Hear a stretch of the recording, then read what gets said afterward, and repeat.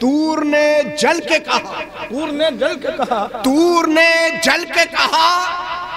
غش میں پڑے ہو موسیٰ، ہائے ہائے غش میں پڑے ہو موسیٰ، تور نے جل کے کہا غش میں پڑے ہو موسیٰ، جلوے یار کا کیا خاک تماشا دیکھا، تور نے واہ واہ واہ جل کے کہا یار کا خاک تماشا دیکھا، غش میں پڑے ہو موسیٰ، جلوے یار کا کیا خاک تماشا دیکھا۔ زندہ باد۔ آزاد منصور حلاج کا واقعہ تو آپ لوگوں نے سنا ہوگا جی کہ ان کو ان کے خود پیر و مرشد نے بھی دستخط کر کے دے دیا، اور ان کو تخت دار پر جب چڑھایا جانے لگا تو لوگ منصور حلاج کو پتھر مار رہے تھے جی اور آپ ہنس رہے تھے، مسکرا رہے تھے۔ اللہ اسی میں ایک راہ طریقت کے جانکار بھی موجود تھے جن کا نام تھا حضرت شبلی رحمت اللہ علیہ، سبحان اللہ، وہ اس میں موجود تھے۔ انہوں نے ایک ہلکی سی کنکری مار دی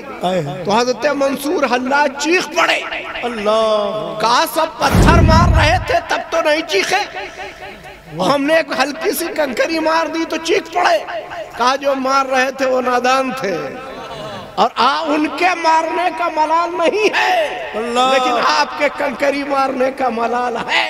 کیونکہ آپ راہ شریعت و طریقت کے جانکار۔ اللہ تو اللہ اللہ رے منصور کی ہمت دیکھو، اللہ اللہ اللہ اللہ رے منصور کی ہمت دیکھو، دار پہ چڑھ کے انالحق کا تماشا دیکھو، ہائے ہائے ہائے اللہ اللہ رے اللہ اللہ رے واہ واہ واہ واہ منصور کی ہمت دیکھو، دار پہ چڑھ کے انالحق کا تماشا دیکھا، اور تو نے کعبے میں بتا جا کر کیا دیکھا زاہد، تو نے کعبے میں بتا جا کر کیا دیکھا زاہد، ہم نے بتخانے میں اللہ کا جلوہ دیکھا، تو جو بیتاب ہے دل تو نے بتا کیا دیکھا، اور کس کا شہدائی بنا کس کا تماشا دیکھا، اور کیا بگڑ جاتا چلے آتے قضا سے پہلے، مرتے دم تک تیرے بیمار نے رستہ دیکھا، کیا کہنے الا بذکر اللہ تطمئن القلوب، بے شک اللہ کے ذکر سے دلوں کو چین ملتا،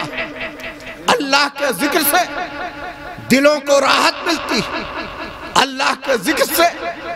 دلوں کو شانتی ملتی، اللہ کے ذکر سے دلوں کو سکون ملتا، اللہ کے ذکر سے دلوں کو اطمینان ملتا۔ اور آج کا یہ مادہ پرست انسان کہتا ہے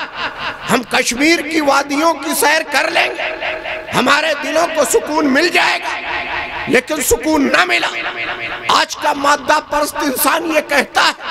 ہم لندن اور پیرس کی سیر کر لیں گے، ہمارے دلوں کو سکون مل جائے گا، لیکن سکون نہ ملا۔ آج کا مادہ پرست انسان یہ کہتا ہے ہم 10 منزلہ عمارتیں تعمیر کر لیں گے، ہمارے دلوں کو سکون مل جائے گا، لیکن سکون نہ ملا۔ آج کا مادہ پرست انسان یہ کہتا ہے ہم بینک بیلنس کر لیں گے، ہمارے دلوں کو سکون مل جائے گا، لیکن سکون نہ ملا۔ آج کا مادہ پرست انسان یہ کہتا ہے ہم اپنے خزانوں کی تجوریاں بھر لیں گے، ہمارے دلوں کو سکون مل جائے گا، لیکن سکون نہ ملا۔ تو اے سکون کے تلاشنے والو، سکون تمہیں لندن اور پیرس کی سیر کرنے میں نہیں ملے گا، سکون تمہیں کشمیر کی وادیوں میں نہیں ملے گا، سکون تمہیں بینک بیلنس کر لینے سے نہیں ملے گا، سکون تمہیں خزانوں کی تجوریاں بھر لینے سے نہیں ملے گا، سکون تمہیں 10 منزلہ عمارتیں تعمیر کر لینے سے نہیں ملے گا، بلکہ اللہ کا کلام تمہاری جانب مخاطب ہے اور کہہ رہا ہے الا بذکر اللہ تطمئن القلوب، بے شک اللہ کے ذکر سے دلوں کو چین ملتا ہے، اللہ کے ذکر سے دلوں کو سکون ملتا ہے، اللہ کے ذکر سے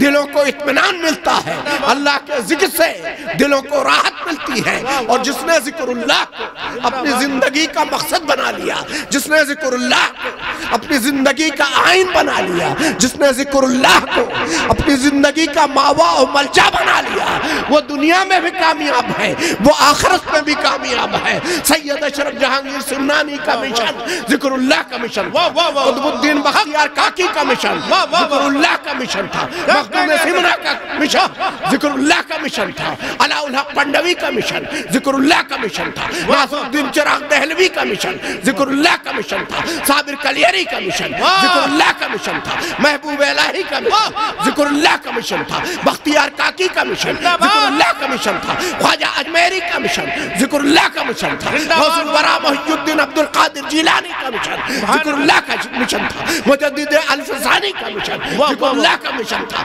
صدیق اکبر کا مشن ذکر اللہ کا مشن تھا، فاروق اعظم کا مشن ذکر اللہ کا مشن تھا، عثمان ذو نورین کا مشن ذکر اللہ کا مشن تھا، مولا علی کا مشن ذکر اللہ کا مشن تھا، صحابہ کرام کا مشن ذکر اللہ کا مشن تھا، رسول اللہ کا مشن ذکر اللہ کا مشن۔ نعرہ تکبیر، نعرہ رسالت، واہ واہ واہ واہ۔ اور یہی مشن لے کر کے اولیاء اللہ کیا کہنے حضرت، ہندوستان آئے، اور یہی مشن لے کر کے بیرون ملک گئے۔ روس جہاں کمیونزم پل رہا تھا، روس جہاں دہریت پل رہی تھی،